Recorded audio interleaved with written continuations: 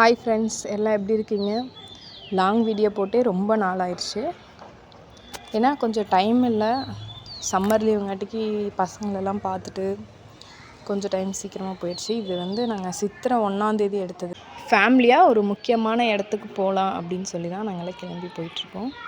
ஆனால் ரொம்ப போகிற இடமே ரொம்ப அமைதியாகவும் பீஸ்ஃபுல்லாகவும் இருந்துச்சு பார்க்குறதுக்கும். எந்த இடத்துக்கு போகிறேன்னு சொல்லி நிறையா பேர்த்துக்கு தெரிஞ்சிருக்கும், சக்தியில் இருக்கிற எல்லாத்துக்கும். ஏன்னா இது அவங்களுக்கு ரொம்ப பழக்கப்பட்ட ஏரியா. அவங்க இந்த இடத்துக்கு போகாத டைமே இருக்காது. பார்த்திங்கன்னா காடு, அந்த மாதிரி காடு மலை தாண்டி போகிற மாதிரி தான் இருக்குது. ஆனால் ரொம்ப நல்லா இருந்துச்சு.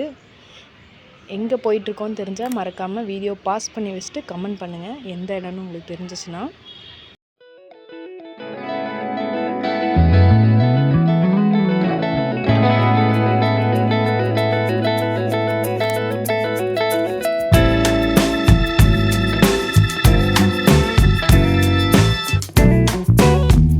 எந்த இடம்னு கண்டுபிடிச்சிருப்பீங்கன்னு நினைக்கிறேன். அஃப்கோர்ஸ் பண்ணாரி தாங்க. சித்திரை 1ஆம் தேதி பண்ணாரி கோயிலுக்கு தான் போயிருந்தோம். ஆனால் சொல்லக்கூடாதுங்க, காரை பார்த்தாலே உங்களுக்கு தெரிஞ்சிருக்கும், அவ்வளோ கூட்டம். இதுதான் கூட்டமா அப்படின்னு கிடையாது, அந்தளவு கூட்டமாக இருந்துச்சு. எனக்கு ஒரு பழக்கம் இருக்குது. எப்போவுமே நான் என்ன நினைப்பேன்னா, கோவிலுக்கு போகணும் அப்படின்னு டிசைட் பண்ணும்போதெல்லாம் கூட்டம் இருக்கக்கூடாது. அப்போனா நம்ம ரொம்ப ஸ்பெஷலான டே, அமாவாசை அந்த மாதிரி, இல்லை இந்த மாதிரி நோம்பி அந்த மாதிரி டைம் இல்லாமல் நார்மலான டே, அந்த மாதிரி டேயில் தான் கோயிலுக்கு ஏன்னா அப்போ தான் நம்ம சாமியை நல்லா பார்த்து கொஞ்சம் நேரம் நின்று நம்ம சாமியை கும்பிடுற மாதிரி இருக்கும். இல்லை இந்த மாதிரி பீக் டைமில் நம்ம போகும்போது என்ன ஆகுனா, சீக்கிரமாக ஜஸ்ட்டு சாமியை நம்மளால் நின்று நம்ம மனசார பார்க்க முடியாத டைமில் நம்மளை போங்க போங்க போங்க அப்படின்னு தள்ளி விட்டுறாங்க. எப்போ இந்த மாதிரி நம்ம பீக் டைமில் போனாலுமே நம்மளுக்கு கோயிலில் அப்படி தான் நடக்கும். இந்த கோயிலில் ஒரு சர்ப்ரைஸ் என்னென்னா, இது நாள் வரைக்கும் அந்த கோயிலில் நான் அந்த ஒரு பர்டிகுலரான இதை பார்த்தது கிடையாது. அப்படி பார்த்தது தான் இன்றைக்கி நடந்துச்சு. ரொம்ப திருப்தியாகவும் இருந்துச்சு சாமி கும்பிட்டது. இதில் என்ன ஒரு எனக்கு புரியலை அப்படின்னா, எல்லா கோவில்லுமே இது வாரியாக வச்சுருக்காங்க.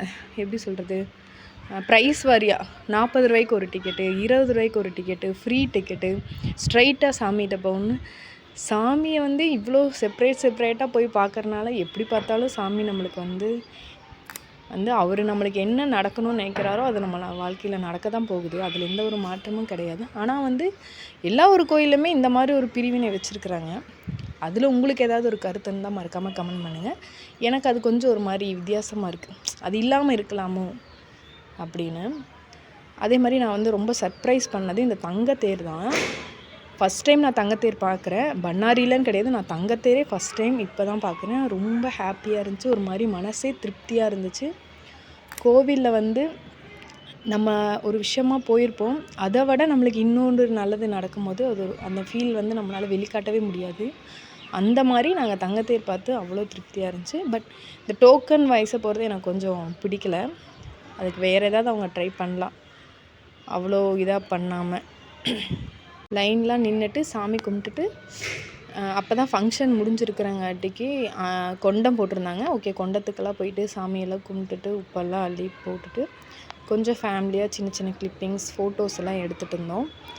நாங்கள் போனதே பார்த்திங்கன்னா ஈவினிங் தான். ஏன்னா வெயில் உங்களுக்கே தெரியும், ரொம்ப வெயில் தாங்க முடியல. அது ஈரோட்டிலலாம் வெயிலுக்கு அளவே இல்லாதுங்கிற மாதிரி. அதனால் கொஞ்சம் ஈவினிங்காக தான் போயிருந்தோம். சீக்கிரமாக நாங்கள் சாமி கும்பிட்டு வரும்போதே இருட்டாக ஆரம்பிச்சிருச்சு. அப்புறம் மெயினாக ஒரு விஷயந்தாங்க, எப்படி இந்த டோக்கன் ஒரு இதுவும் இந்த கோவிலில் மட்டும் ஏந்தாங்க ஒவ்வொரு பொருளும் 3 மடங்கு விலை வைக்கிறாங்க. சத்தியமாக ஏற்றுக்கவே முடியலங்க.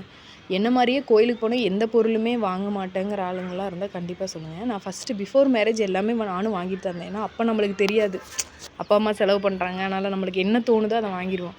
ஆனால் நம்ம ஏர்ன் பண்ணி நம்ம குழந்தைங்களுக்கு வாங்கி தரும்போது தான் அது ஏன் தேவையில்லைங்கிறது அடுத்தது.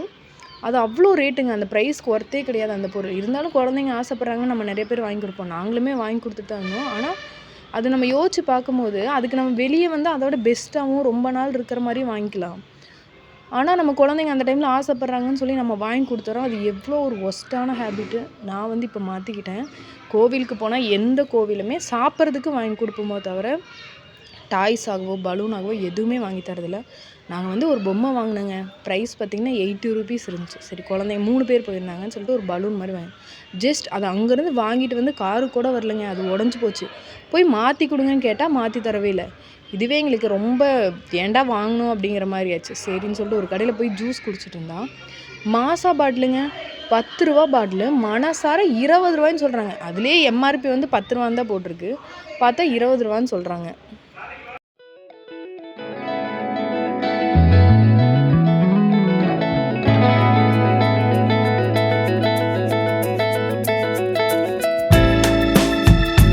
நம்ம சேனலை ரொம்ப பேர் நிறையா வந்து சப்ஸ்கிரைப் பண்ண மாட்டேங்கிறீங்க. அதனால் வந்து உங்களுக்கு வீடியோ வரவே மாட்டேங்குது. நம்ம சேனலோட வீடியோ உங்களுக்கு ரெகுலராக வரணும்னா நீங்கள் கண்டிப்பாக சப்ஸ்கிரைப் பண்ணிவிட்டு லைக் பண்ணிங்க. தேங்க்யூ ஃபார் வாட்சிங்.